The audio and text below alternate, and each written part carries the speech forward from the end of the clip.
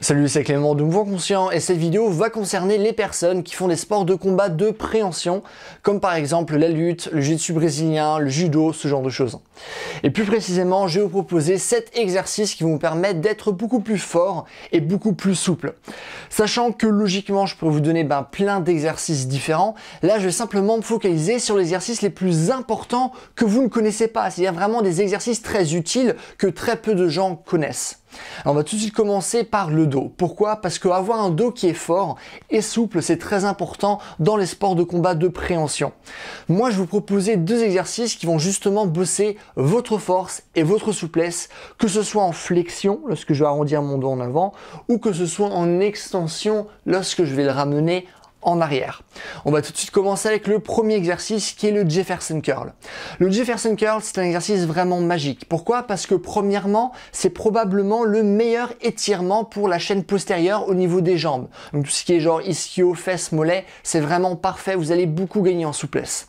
Mais en plus de ça, ça va nous permettre de gagner en force au niveau de la totalité du dos, au lieu que ce soit par exemple juste localisé au niveau du bas du dos, comme pour d'autres exercices. Ça marche? Donc là, c'est vraiment très intéressant. Lorsque je fais ce mouvement, je veux garder les jambes tendues. Une fois que mes jambes sont tendues, je vais dérouler mon dos progressivement en flexion. Une fois que mon dos est totalement déroulé, ce que je vais essayer de faire, c'est tirer le plus possible vers le bas. Et en même temps que je tire le plus possible vers le bas pour bien étirer mes jambes, je vais aussi essayer de rapprocher mon torse près de mes jambes.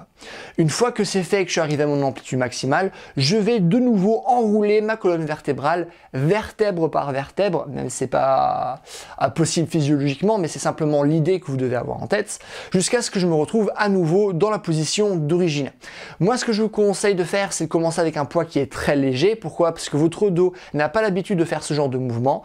Donc, commencez avec du volume au début, imaginons 3-4 séries d'une dizaine de répétitions avec un poids qui est léger, et au fur et à mesure de vos progressions, vous allez pouvoir augmenter le poids et travailler avec davantage d'intensité.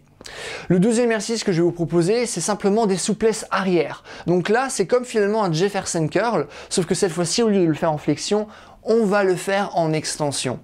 Donc là, le but, c'est simplement d'aller le plus possible en arrière. Donc je vais faire attention à aller au maximum de mon amplitude au niveau de mon cou. Je vais également faire attention à aller au maximum de mon amplitude au niveau de ma région thoracique et également au niveau de ma région lombaire. Comme ça, les 3 régions seront touchées et j'aurai vraiment une amplitude maximale, ce qui va me permettre vraiment de créer pas mal de souplesse.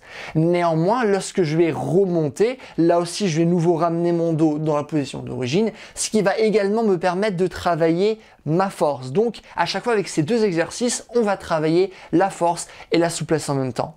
Là aussi, pour cet exercice, je vous conseille de commencer au poids de corps avec pas mal de volume. Là aussi, 3 à 4 séries d'une dizaine de répétitions. Pour ces 2 exercices, c'est bien d'avoir grosso modo 1 minute 30 de récup entre chaque série. Ça marche? Donc voilà pour le dos. Maintenant qu'on a vu le dos, on va passer aux épaules. Pourquoi? Parce que lorsque vous voulez être fort en sport de préhension, il faut avoir des épaules qui sont solides. Non seulement vous voulez des épaules qui ne vont pas se blesser, parce que si vous êtes blessé au niveau de l'épaule, ça va être très dur pour vous de pratiquer. Mais c'est surtout, à partir du moment où vous allez avoir une épaule qui est puissante, ça va vous permettre d'exercer davantage de force avec vos bras, ce qui est très important dans ce genre de sport. Donc là aussi, j'ai 2 exercices à vous proposer qui vont vous permettre de travailler en force et en souplesse. Le premier exercice va nous permettre de travailler notre rotation externe au niveau de l'épaule. La raison pour laquelle je vous propose cet exercice, c'est qu'à partir du moment où on a une force en rotation externe qui est assez développée, ça va nous permettre d'avoir davantage de force au niveau de tous les mouvements de poussée qu'on va faire, et surtout ça va nous permettre d'avoir une épaule qui va être beaucoup plus solide, parce que c'est comme si on allait davantage visser notre épaule lorsqu'on va faire ce genre d'exercice. C'est bien de faire cet exercice avec une phase excentrique, donc la phase de descente qui est relativement longue, commencer par exemple avec 4 secondes, et après on veut simplement remonter. Il existe différentes manières de faire cet exercice. Moi je le fais en posant mon coude sur mon genou.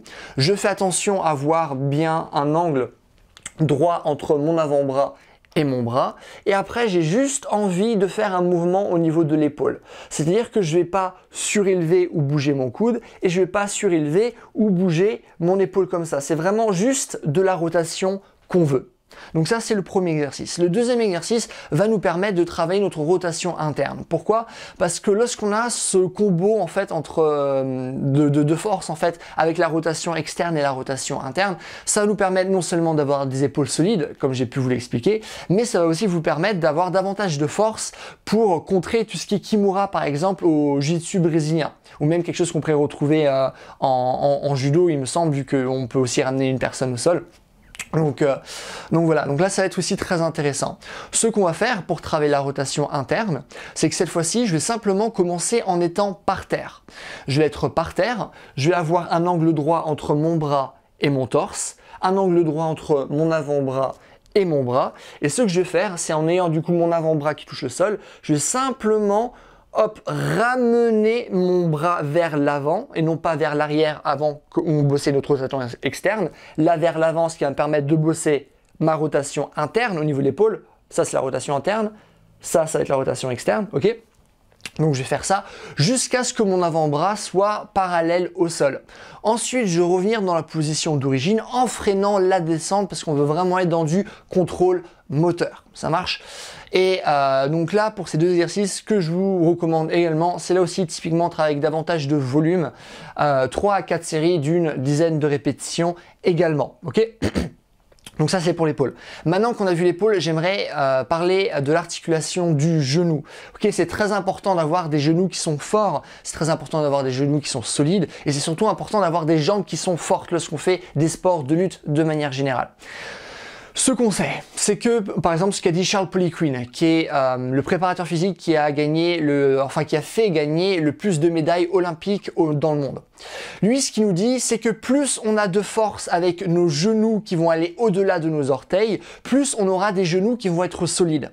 Donc nous, ce qu'on va faire, c'est vraiment privilégier ce genre d'exercice, décidément, où on va justement ramener nos genoux au-dessus de nos orteils.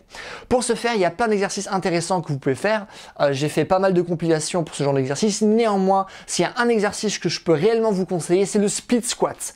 Le split squat, ça va être très intéressant parce qu'on va bien renforcer nos genoux parce qu'on va justement aller au-delà de nos orteils, mais on va également gagner pas mal de force et de souplesse au niveau de la dorsiflexion de notre cheville.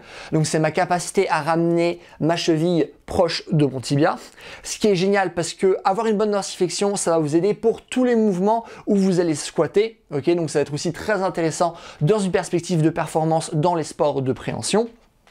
Ça nous permet d'avoir aussi une bonne compression au niveau de la flexion de hanche, donc ma capacité à ramener ma jambe près de mon torse. Donc là, ça va être aussi vraiment génial pour la force et la souplesse à ce niveau-là. Et c'est aussi génial pour l'extension de hanche, donc ma capacité à ramener ma jambe en arrière par rapport à mon torse. Et donc là, c'est vraiment bien parce qu'on travaille la souplesse et la force partout, ok? Que ce soit au niveau du genou, au niveau de la cheville, au niveau des hanches. On travaille à chaque fois en force et en souplesse. Et vraiment, par exemple, il y a des exercices, il y a beaucoup de gens qui arrivent à simplement débloquer leur grand écart latéral simplement en faisant des Jefferson Curl, l'exercice que je vous ai montré au tout début, et des split squats. Pourquoi? Parce qu'avec les Jefferson Curl, on travaille à mort la souplesse au niveau des ischios, la chaîne postérieure. Avec les split squats, on va beaucoup travailler notre extension. Du coup, on a une bonne flexion de hanche, bonne extension de hanche, et boum, vous savez faire un grand écart latéral. Ok? Donc ça, c'est vraiment un exercice qui est ultra intéressant. Mais en plus de ça, ce qui va être aussi très important, c'est de travailler la flexion au niveau du genou. Très très important pour avoir les genoux qui sont solides, ok? Et quel est le groupe musculaire principal qui va justement nous permettre d'avoir cette bonne flexion? Ça va être les ischios. Et donc là, on va essayer vraiment de les travailler spécifiquement par rapport à la flexion. On a travaillé les ischios en force et en souplesse avec les Jefferson Curl, mais là on était plus dans l'extension de hanche et on n'a pas vraiment eu de flexion au niveau du genou parce que les ischios permettent justement de faire l'extension de la hanche et également la flexion du genou. Donc là, on a 50% finalement du taf grâce au Jefferson Curl. Maintenant, il nous manque les autres 50% qu'on aura avec les curls nordiques, qui est un exercice qui est ultra chaud, mais qui est ultra bien pour avoir des genoux qui sont réellement forts. Logiquement, vous n'allez pas commencer à faire cet exercice en tant que tel. Vous allez commencer avec des régressions, logiquement. Mais voilà, c'est un exercice qui est ultra intéressant. Ok ? Donc là aussi, ce qui nous intéressait, c'est d'avoir davantage de volume. Et peu importe l'exercice que je vous ai montré, moi ce que je vous conseille de faire, c'est de les faire 2 fois dans la semaine, ça va être suffisant. Dernièrement, j'ai encore un autre exercice. Du coup là, je vous en ai montré 6, il me semble. Donc 2 exercices pour le dos, 2 exercices pour les épaules, 2 exercices pour les genoux.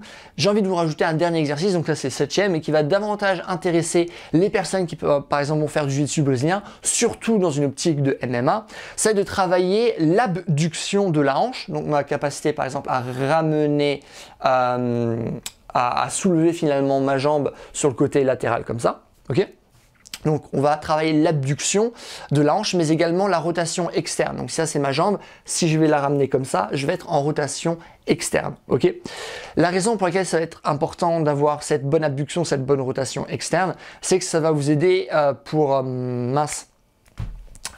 tout ce qui est rubber guard, du coup qui est pas mal en MMA, et du coup vraiment avoir ce genre de souplesse, ça va vous ouvrir énormément d'opportunités par rapport à finalement toutes les submissions que vous pouvez faire. Je retrouve plus les noms en français là, mais donc voilà, très intéressant. Ce que vous pouvez faire pour travailler ces deux qualités là, c'est simplement faire du papillon lesté. Pour le papillon lesté, c'est simple, nous ce qu'on va faire, c'est vraiment ramener nos talons le plus proche possible de notre bassin, et après ce qu'on va faire, c'est mettre des poids au niveau de nos genoux, et on va aller au maximum de notre abduction en essayant de ramener nos genoux proches du sol, et ensuite on va les ramener dans une position d'origine, ce qui va aussi nous permettre de travailler l'adduction. Donc là ça va être ma capacité, si ma jambe est là, hop, de la ramener de nouveau près de mon bassin. Donc là aussi on va travailler la force et la souplesse, et ça va être très intéressant de manière générale. Donc là c'est bien, vu qu'avec tous les exercices que je vous ai donnés par rapport à vos jambes, vous allez réellement avoir un bassin et des jambes qui sont souples.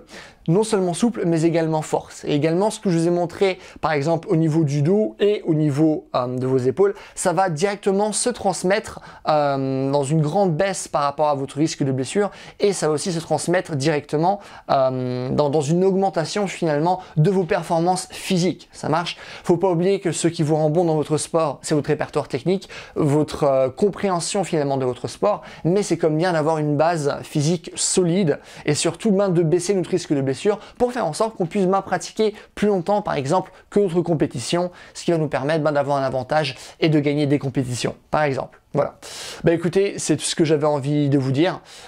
Si vous avez des questions, des choses que vous ne comprenez pas, n'hésitez pas à les mettre dans les commentaires. Je réponds à tout le monde comme d'habitude.